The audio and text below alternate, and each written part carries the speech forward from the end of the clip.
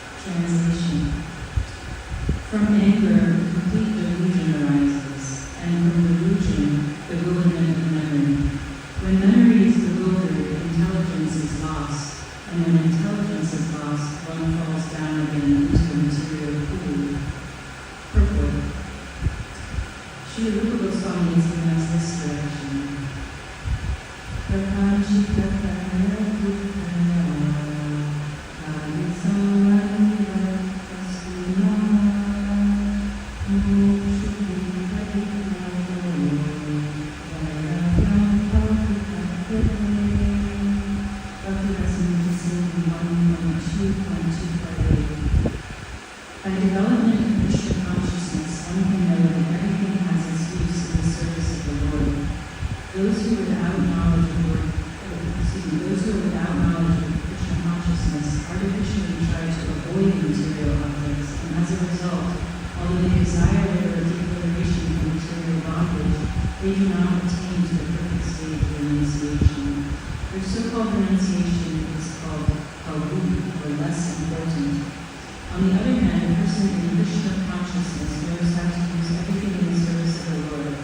Therefore, he does not become a victim of material consciousness. For example, for an impersonalist, the Lord, the absolute being personal, cannot eat. Whereas an impersonalist tries to avoid good evils, a devotee knows that Krishna is the supreme joy, and then he eats all that is offered to him in devotion. So after offering good evils to the Lord, the devotee takes the remnants called prashadam. Thus everything becomes spiritualized, and there is no danger of the downfall. The devotee takes prashadam in Krishna consciousness, whereas the non-devotee rejects it as material. The impersonalist therefore cannot enjoy life due to his artificial renunciation. And for this reason, a slight agitation of the mind pulls him down again into the pool of material existence.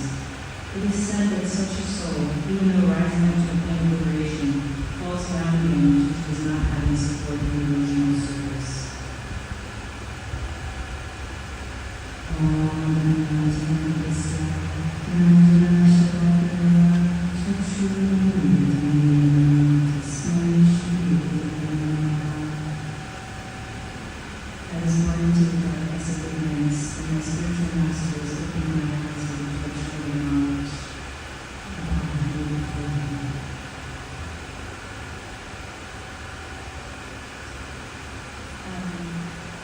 Before beginning, I'd like to seek the blessings of all of the senior devotees gathered here today, especially Ms. Madhuri Devi. Please bless me, along with any other senior devotees who are here, as well as my dear Madhuri Devi Dasi,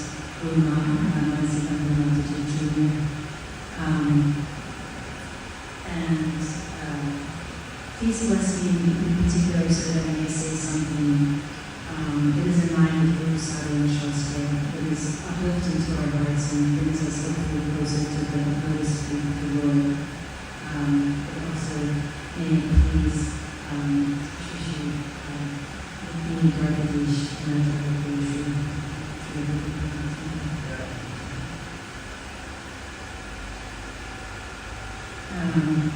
So just before I begin, you may have heard in the introduction that I am a disciple of Madhuri Devi, and I'm here with on a sort of a homecoming trip with this verse, Madhuri Devi, who many of you know was born in Kenya and raised in Kenya before he came to the United States. And we are here to follow in the footsteps of Srila Prabhupada to all places that he visited in Kenya. And it has been just an incredible trip. And I'd really like to publicly thank Venu Madhuri Devi Dasi for their incredible tour that they've been taking of all of these sites, so uplifting, so moving, but also so well organized and competent, and it's just been a tremendous pleasure to, and thank you for your service. We were also looking into this grace, Madhuri Devi was initiating 6 new disciples here in Kenya. And because four of them are here with us this evening, and I know they all love this spotlight, so I'm going to ask them all to please stand up. Yes, we're going to do it. You have to tell them what they have to do. So, dear Gopal, Gopal, Divya, and Ishvara. So, thank you so much. I love you all so much, and I offer this class to you.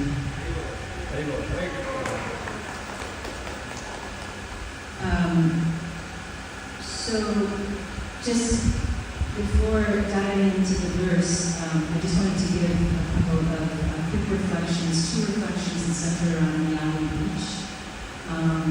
One that has to do with the essence of the Bhagavad Gita, which we're reading this evening, and the second one which has to do with the heart of Srila Prabhupada's mission in Iskcon. So the first little reflection is yesterday our dear Guru Dev took us all down to the beach where we watched the sunrise out of the Indian Ocean and gave some very moving reflections, one of which was on the Bhagavad Gita, which he called a love letter to the soul. Which I thought was such a beautiful, profound reflection in the essence of the Bhagavad Gita. And the essence of a love letter is the longing for reunion between two lovers. And that's really what the Bhagavad Gita is, in essence. It's Krishna longing to be with us again. And he's giving us all these instructions and ways that we can return to him. He says, just come to me, just leave your fears behind. I'll take care of everything. I love you, and I want to be with you. So it's like getting a love letter from Krishna when we read the Bhagavad Gita. It's a beautiful meditation on the Gita.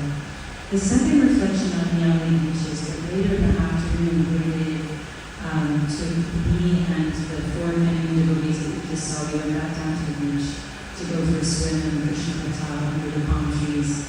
And, we get some looks on the street, I'll admit. We're sort of a group of people don't see together maybe that often. But yesterday was very extraordinary. People literally stopped and stared at us. And at one point we had a band of small children following us. At one point we ran into a boy who came on his bicycle on the back of his parents' bicycle, and he just looked at us like in awe and went, like a kiss, right? I didn't know if it was for me or you were there. It was hard to tell, but it was straight from his heart. And I've been really reflecting on this reaction. And, beyond our embodied, Indian body, white body, African body, it was, I think what really struck people was the tremendous amount of love that we were emanating for each other. We've been meeting on Zoom classes for about a year, and this is the first time we're meeting in person, and we have just fallen in love with each other. And we were just exuding so much love, and I think that people just want that. People are so hungry for that. And Gurudev says that the flagship products of Iskcon, wait for it, because you know what a flagship product is, right? So Apple, their flagship product is the iPhone, right? Nike, Air Jordan's the flagship. It's the thing the brand is known for, right? So the flagship product of Iskcon, according to Madhuri, is love and encouragement. Those are our flagship products. That's what we're selling, is love and encouragement. And it was amazing to see how much people are hungry for that love. I feel like we could have led Ryan on without any words, just walking down the street if we had really wanted to. So I think this is really what Srila Prabhupada wanted. That's what he says. This is the foundation of the International Society for Krishna Consciousness, is that we come together across nations and we provide love to each other and encourage others to love each other and to love Krishna. So, turning to the verse. The verse this evening continues the verse that my dear Guru Madhuri Jr. read 2 nights ago, which was Bhagavad Gita 2.62. So I'm just going to quickly remind you what that translation was. Remember, she spoke so beautifully about, while contemplating an object of the senses, the person develops attachment for them, and from such attachment, lust develops, and from lust, anger arises. And remember, she was talking about, the anger arises because we have lust for these objects that we want, and we're ultimately frustrated about them. And so then anger develops. So I'm going to pick it up at 2.63 and we see what happens once anger develops. So we understand that from when anger develops, does anyone remember from the verse what happens next? Yeah, delusion. And Lord, Srila Prabhupada translates it as complete delusion. Complete delusion. So I wanted to start with this complete delusion. What is this complete delusion? The Sanskrit is samoha. I'm pronouncing that, but it's samoha. So it's made up of 2 words. The first word is sam, the prefix, means together or completely. It goes together, right? And the second word is a word that I think a lot of us know is the root word moha, which means deluded, delusion. But it also means in the sense of infatuation or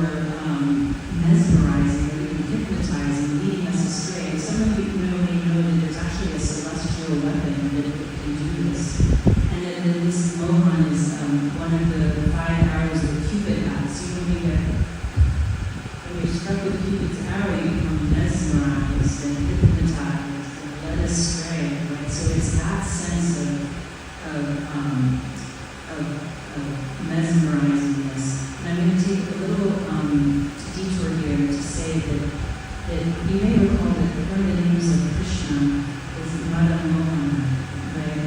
And so Cupid may be tough with his arrows, but Krishna is even tougher.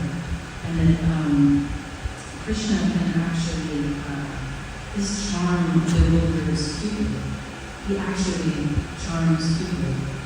And the last stop on this detour is that I just love that Madhuri Devi Dasi, she saw this Dasi Swami gave Madhuri the name Madame Gopal, which means the cowherd of that quality that Krishna has, that could even charm the pants off of Krishna. And if any of you have spent any time with my spiritual master, you'll know that this is the case, that he luckily is also an ocean of mercy, and he keeps the celestial charm up and actually turned down, because if he didn't, we would all be toast. So, I'm done with the teaching already. So, to go a little bit deeper into this complete delusion or illusion. So we know that when we add anger into the mix, it makes delusion or illusion complete. And this kind of complete delusion starts a chain reaction that leads to bewilderment, loss of memory, loss of intelligence, loss of discernment, and then you fall into the material pool. And I'm thinking, like, what is this material pool? The way I'm thinking about it is sort of, we think about our spiritual activities are trying to take us up and to transcend towards Krishna, right? You see those pictures of Lord Chaitanya Mahaprabhu, and he almost looks like he's floating off of his feet up towards Krishna. This anger, when it walks in, starts off this chain reaction that drags us down, away from Krishna, back towards the material world. And what I was wondering is, what is the source, what is the illusion if you remove the anger, right? So this equation is we're taking the illusion and we're adding anger, we're making it complete, and it sets off this chain reaction. What is the illusion itself in the first place?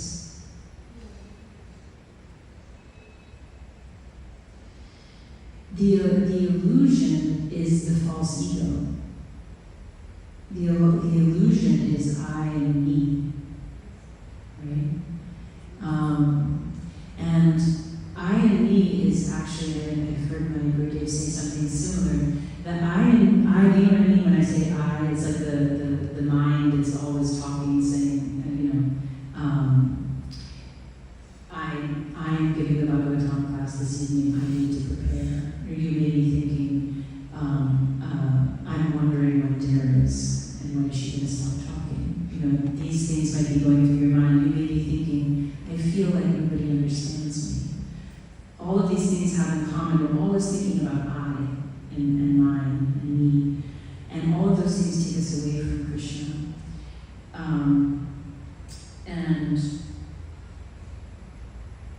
The way you can kind of think of this I and me, it is the illusion. It is an illusion. It is the illusion to which anger gets added. It's an illusion because it's really just waves of energy.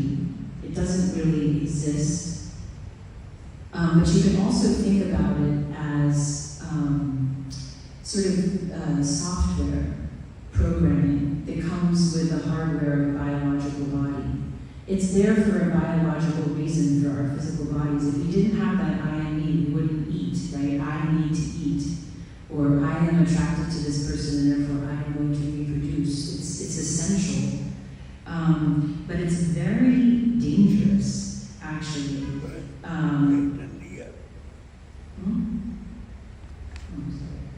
So one of the many things I love about this temple is all of these quotes that are on the wall that are so provocative and deep. And one of them that's over there is a quote from on this exact subject from Lord Vishwadev instructing his 100 sons. The attraction between male and female is the basic principle of material existence. On the basis of this misconception, which ties together the hearts of the male and female, one becomes attracted to his body, home, property, children, relatives, and wealth. In this way, one increases life's illusions and thinking in terms of I and mine. So this thinking of I and mine is the fundamental illusion. And our false ego is continuously talking in our heads, right? This narrative that's in our heads, it's always thinking in these terms because it's biologically programmed. Some of the ways that it takes us away from Krishna is it makes us think that we're in control. You know, if we think things to ourselves like, maybe I'll get a master's degree and I'll get a higher salary. We think of things like this all the time, you know. We're not doing this, right? We are not in control of these things. Krishna is in control of these things. Another very simple way that this kind of thinking takes us away from Krishna is that we want to, you know, Krishna wants a relationship with us, and as aspiring devotees, we want a relationship with Krishna, but you can't listen to somebody if you're talking all the time. And, you know, Krishna's like, I'm trying to talk to you, I'm trying to tell you, I'm sending you this love letter, and you're just yapping all the time. I can't get through to you. You know, and that's why japa is so important, because it gives that mind something to look at, mantra, right? To transcend the mind, but also to protect the mind. And you can think of that mind that's always I, mine, like a little child. And have you ever seen modern parents at the dinner table, and they're trying to have a conversation with each other, but the child is just like talking. What do? They give the child an iPad or a phone or any kind of a screen to just distract it, you know. And the child goes quiet and it looks at the little screen, and the parents are like, oh, we can finally have a conversation with each other now. And so the mantra is the screen to distract our mind so that Krishna can finally get through to us what he's trying to tell us in his love letter. So that's the illusion. And going back to the anger that makes it complete. How does that work, and why is it so dangerous? Have you ever been in a blind rage? Have you ever, you know that expression of blind rage? I don't think I've ever been in a blind rage. I've been really angry, but you can get so angry that you literally can't see anything. People describe this. One thing that I can relate to is driving in New Jersey. I live in New York City, but my husband and I have a farm property in New Jersey where one day I really hope to have a goshala.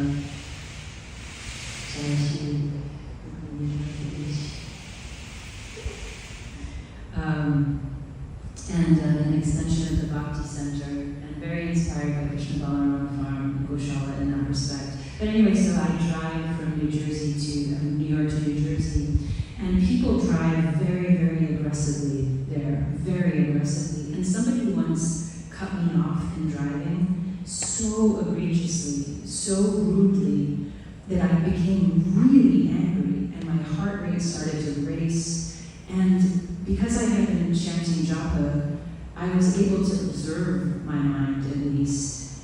And it was amazing how my mind just kept coming back to this. I couldn't think about anything else. I had other things I wanted to think about, but it just kept coming back to this person who cut me off. And I realized that there's a rush of adrenaline that you feel when you get angry. And it's like this intoxicating, bewildering, hypnotizing, mesmerizing thing that locks you in to yourself. All you can think about is, I've been wronged, I've been wronged, I've been wronged. And it's I. And so it's nailing you to that misconception. You can't think about anything else. Lust is another one of these ones where you just can't think of anything else. And that's that's why it's so dangerous. You get locked into the misconception of yourself as an ego, as an I that is in control, which is the fundamental barrier to Krishna consciousness. So that's why it's so dangerous. And that's why we have to be really on guard against anger and lust. And if we think back to the verse that my Guru Ma took us through, do you remember where it all started? What was the beginning of this chain reaction? Of the objects of the senses. You're supposed to let them. No, yeah, it starts with material objects, really. It starts with material objects. And that's where the second part of this purport comes into play, is that we should be on guard against material objects. Material objects are not benign. I know Sita Devi, I went to buy a really nice hat today, and I started thinking about it. These objects are not benign. And so, because they can set off this chain reaction, any one of them at any time, we don't know what's going to do it. And so, we need to understand how to renounce material objects. And what is the proper way to renounce material objects? I think just simply stated, we should only really buy what we need. But the verse, and quoting Shastra, talks about false renunciation, or sort of lesser renunciation, quoting from Srila Rupa Goswami. Can anyone define what a lesser renunciation is, or less important renunciation? False renunciation. What's false renunciation?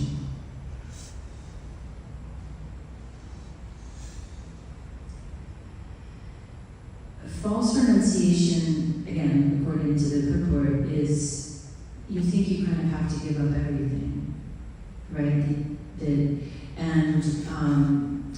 We see this in a lot of other traditions. You think about how many Catholic priests kind of give up, certain kinds of enjoyment and end up falling because it's not sustainable. There are many monastic traditions where people wear shirts made of hair in order to make their bodies uncomfortable, to remind them that they're not this body. Or they take cold showers and they live these very austere lives, and almost no one can do it. They almost all fall. And so the first time I read the Bhagavad Gita as it is, I thought this was one of the most brilliant concepts. And obviously there were thousands of more brilliant concepts, but that we don't need to falsely renounce material objects because it doesn't work. It's not sustainable. But what we can do, as we all know, is that we can offer everything to Krishna and use everything in Krishna's service. So rather than this palu, renunciation, which is false or lesser, we know that there's yukta vairagya, that we can use everything in Krishna's service. And that's another way to deal with material objects so that they don't, trap us in this way. But it's easier said than done. And it's a very personal thing, and it gets very tricky very quickly. Like, what are we using in Krishna's service, really? And what are we using for our own self-esteem? Or, that they can continue to kind of bind us with a sense of I and mine. You might have a very fancy car to escort devotees around, but you might escort devotees around like once a month or twice a month. You might have a very big, or you might have a fancy house for entertaining devotees, but how often are you doing that? And there's no hard and fast answer. I've heard some people say 70, 80%, something like that, but the point is, I think that's useful, and I'm very inspired by my Guru Devi lecture that always tries to give something practical. I think we can think about it that way, like anything that you're using, are you using it 70 or 80% for Krishna's service? And if you're not, can you try to increase the amount that you're using it for Krishna service and decrease the fanciness, decrease the, show-offiness or anything else that might be more about your ego and your sense of your status in the eyes of others than what you really need. But again, all of this is easier said than done, but you can think about it like anything that you're trying to accomplish. You can just try to, slowly ratchet that up and ratchet down what you don't need. And I think as aspiring devotees, we forget about this part sometimes. We think, okay, I'm living my life and I'm buying these things and I'm doing all these things and then I'm coming to the temple and I'm doing my sadhana, but what you own and how you own it is very much part of your bhakti. And it's actually the fourth limb of surrender, right? Is having faith that Krishna ultimately will provide everything. So I think that how we think about what we own and what we buy and how we are attracted and ultimately ensnared by material objects is a very important meditation. I will conclude here and see if anybody has any questions.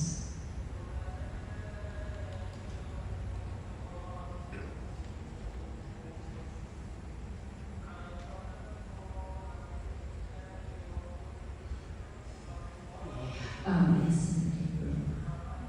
Hare Krishna. So much, Venu Madhuri Devi, for wonderful explanation of the verse. I really like the point when you made that you can introduce the concept of rage. What is it called? Blind rage. Blind rage. Yeah. So I was thinking about it. How a person gets into that anger mode and how anger takes over the consciousness and the actions and the surroundings of that person completely. So much so that the adrenaline kicks in. Yeah. And sometimes the person does not even feel his body and they feel certain kind of a rush.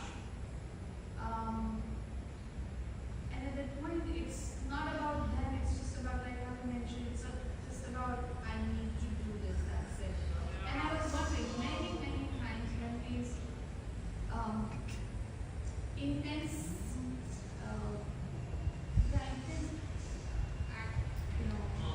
type of action happens, those are the moments.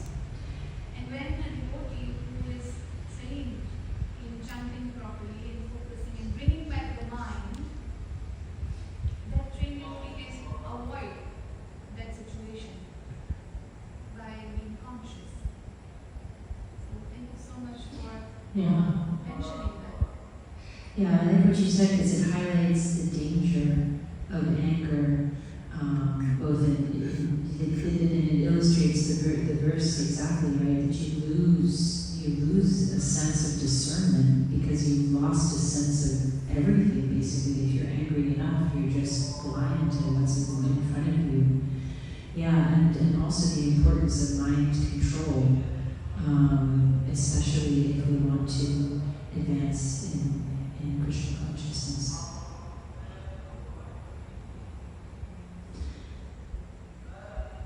Do any of my god siblings have any questions? Or reflections? Divyavada?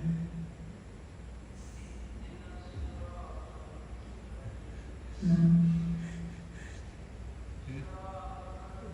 Yeah. You said you are like toned down or reduce your materials, right? To get Krishna consciousness. But as per what we have read, is we are the children of Krishna. And when we are devotees of the Krishna, the material things which are there becomes a part of the spiritual enjoyment we have for Krishna. So if suppose I am intelligent, right? Krishna is not being intelligent, or someone who is very artistic, someone who is very artistic. I don't know.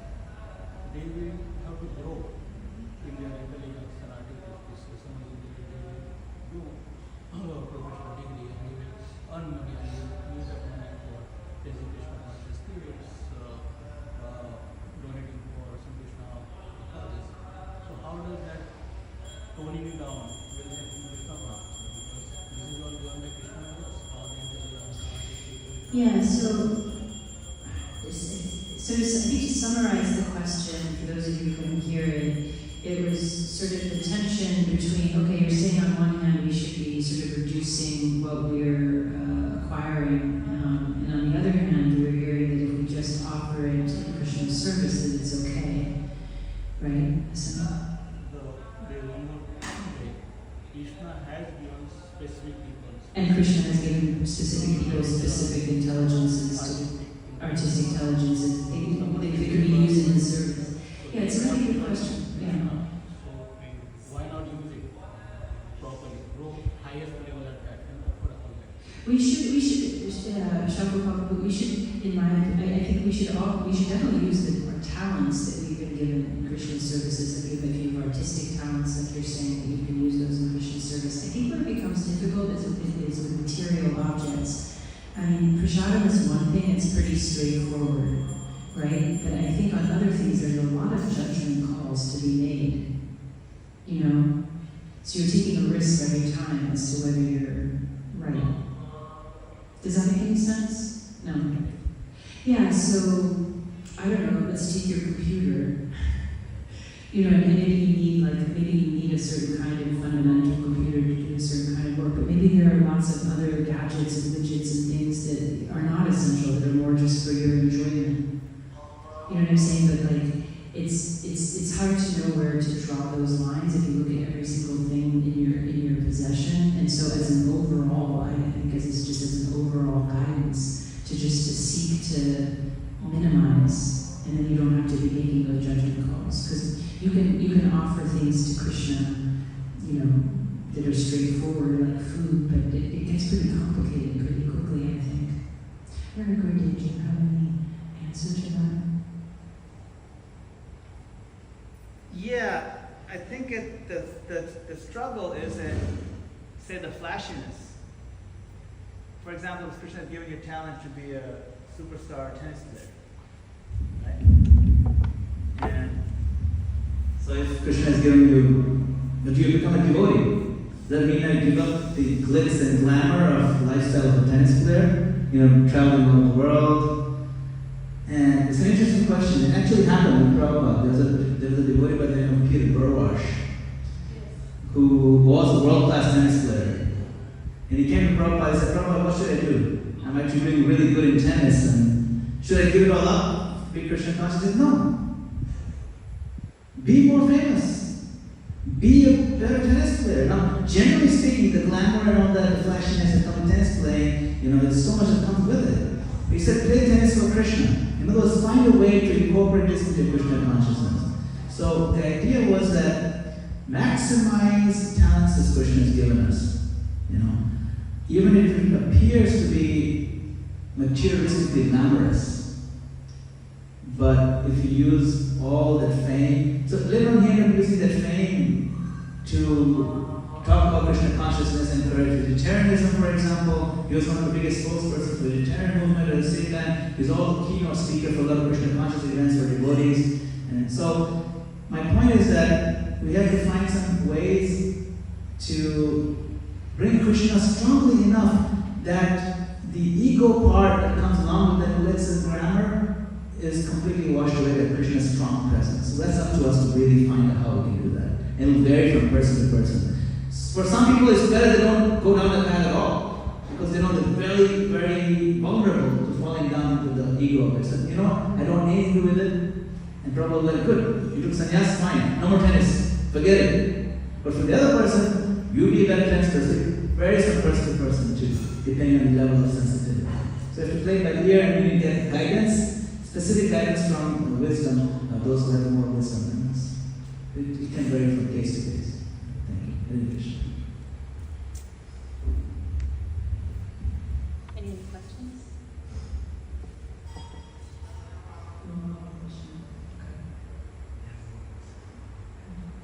Thank you, Hare Krishna.